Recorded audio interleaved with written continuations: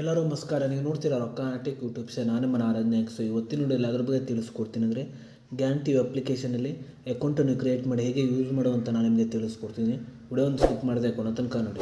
So ನೀವೇನಾದರೂ first time ಒಂದು YouTube channel ನೋಡ್ತೀರಾ ಅಂದರೆ ಈಗಲೇ ಸಬ್ಸ್ಕ್ರೈಬ್ ಮಾಡ್ಕೊಳ್ಳಿ. ನೀವು ಆಲ್ ನೋಟಿಫಿಕೇಶನ್ ಮೇಲೆ ಕ್ಲಿಕ್ ಮಾಡ್ಕೊಳ್ಳಿ. ಸೊ ನೀವು ಮಾಡೋದ್ರಿಂದ ನಾ ಹಾಕೋ ವಿಡಿಯೋ ಮೊದಲು ಬಂದು ತಲುಪುತ್ತೆ ಅಂತ ಹೇಳ್ಬೋದು. ಸೊ ಬನ್ನಿ ಇವತ್ತಿನ ವಿಡಿಯೋ ಸ್ಟಾರ್ಟ್ ಮಾಡೋಣ. ಸೊ ಮೊದಲಾಗಿ ನನ್ನೊಂದು ಟೆಲಿಗ್ರಾಮ್ ಚಾನಲ್ ಲಿಂಕನ್ನು ವಿಡಿಯೋದ ಡಿಸ್ಕ್ರಿಪ್ಷನಲ್ಲಿ ಕೊಟ್ಟಿರ್ತೀನಿ. ಸೊ ನೀವು ಬೇಕಾದ್ರೆ ಹೋಗ್ಬಿಟ್ಟು ಜಾಯಿನ್ ಕೂಡ ಆಗ್ಬೋದು. ಸೊ ನೀವು ಈ ಒಂದು ಅಪ್ಲಿಕೇಶನ್ ಇನ್ಸ್ಟಾಲ್ ಮಾಡಿದ ನಂತರ ನೀವು ಮೊದಲಾಗಿ ನಿಮ್ಮೊಂದು ಮೊಬೈಲ್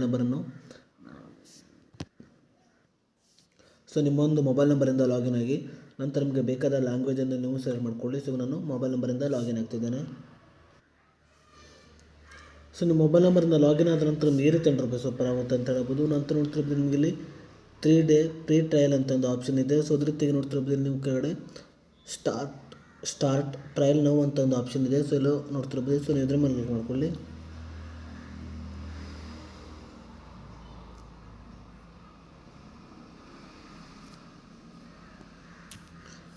ಸೊ ನಂತರ ನೋಡ್ತಿರ್ಬೋದು ನಿಮಗೆ ಇಲ್ಲಿ ಪೇ ₹2 ಸೆಟ್ ಆಟೋ ಪೇ ಅಂತಿದೆ. ಸೊ ನೀವು ಬೇಕಾದ್ರೆ ನೋಡ್ತಿರ್ಬೋದು ಇಲ್ಲಿ ಕ್ಲಿಕ್ ಮಾಡಿಬಿಟ್ಟು ಕೂಡ ಅಂದರೆ ನೀವು ಆಟೋ ಪೇ ಮೇಲೆ ಕ್ಲಿಕ್ ಮಾಡಿಬಿಟ್ಟು ಕೂಡ ನೀವು ಮನಿ ಕೂಡ ಪೇ ಮಾಡ್ಬೋದು ಅಂತ ಹೇಳ್ಬೋದು.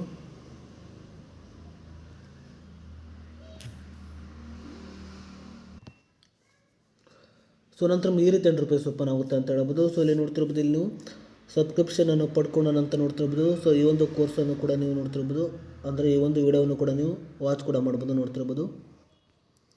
ಸೊ ನೀವು ಮೊದಲಾಗಿ ನೋಡ್ತಿರ್ಬೋದು ನೀವು ಸಬ್ಸ್ಕ್ರಿಪ್ಷನನ್ನು ಪಡ್ಕೊಳ್ಬೇಕಾಗುತ್ತೆ. ಸೊ ಆ ಒಂದು ಸಬ್ಸ್ಕ್ರಿಪ್ಷನ್ ನೀವು ಪಡೆದ ನಂತರ ನೋಡ್ತಿರ್ಬೋದು ಈ ಒಂದು ಕೋರ್ಸನ್ನು ಕೂಡ ನೀವು ವಾಚ್ ಕೂಡ ಮಾಡ್ಬೋದು ಅಂತ ಹೇಳ್ಬೋದು ನೋಡ್ತಿರ್ಬೋದು.